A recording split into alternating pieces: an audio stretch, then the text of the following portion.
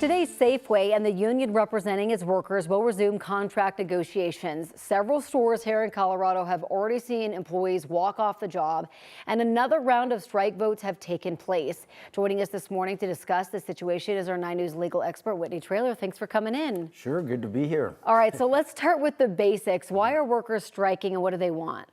Right, so this is an unfair labor practice strike. So what they're saying is that there's really a few things. The wages are not up to par. The benefits, they want more benefits. And then, of course, they want more people, more employees, because that relates to the workload. And then, of course, there's safety issues and things like that.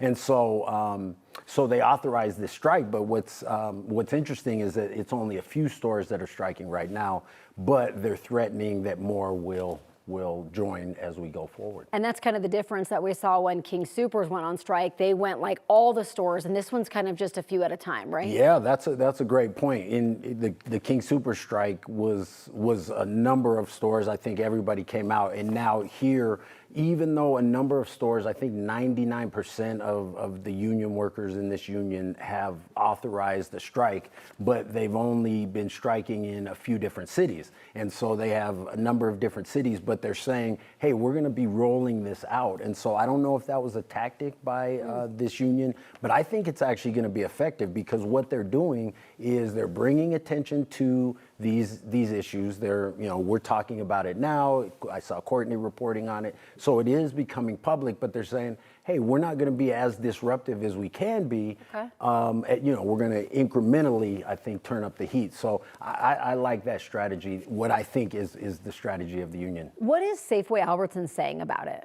Safeway and Albertsons is saying, hey, we're still under the extended contract, so we're still under those terms, and I think the union is disagreeing with that. They're also saying that we're in good faith negotiations, that we're going forward, that the unfair labor practice is without merit. So they're essentially denying it and saying, hey, we're going forward, we're still at the table. And one of the other issues that the union had, which was interesting, was they're saying that the terms that were being offered by King Soopers and Safeway were the same. And so you remember in 2022, they tried to have that $25 billion merger that didn't go through because of the regulators and the courts ruled against it. And I think most of Colorado was against that merger for antitrust reasons.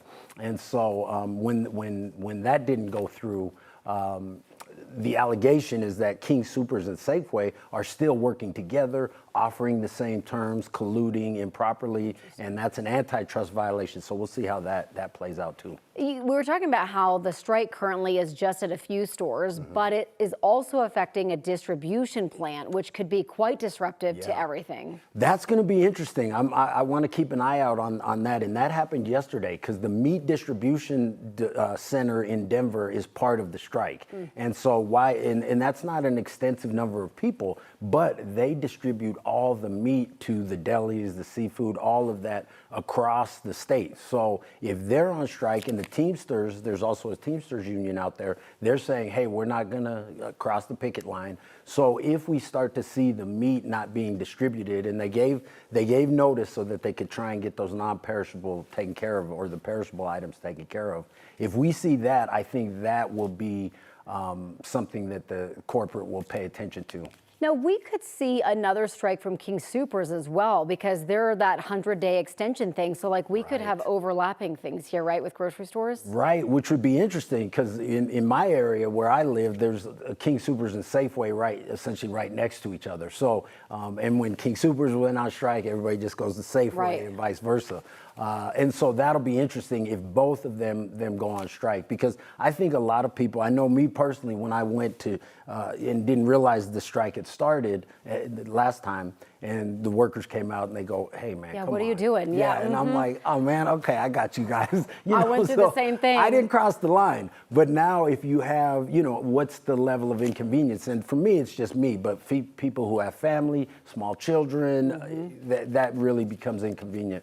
So, but that's the benefit of the strike. I mean, this is the people power. This is what the workers, who are making, an hourly wage, this is their strength against the corporation. Real quick, I have to ask you, because we are getting wrapped, but how long could this last, this strike with Safeway? Well, the King Soopers, they announced that it was only going to be 2 weeks, and it essentially was that 2 weeks. Here, there's no announcement. So I Okay. think what we're going to see is more stores being rolled out as time goes on. I don't suspect, this doesn't seem like people are really dug in and they're significantly far apart. So I'd be surprised if this went on for too long. This strike seems manageable. Okay. Yeah. Well, we'll see what happens here. All Whitney, right. thank you for coming in. Sure thing. Let's get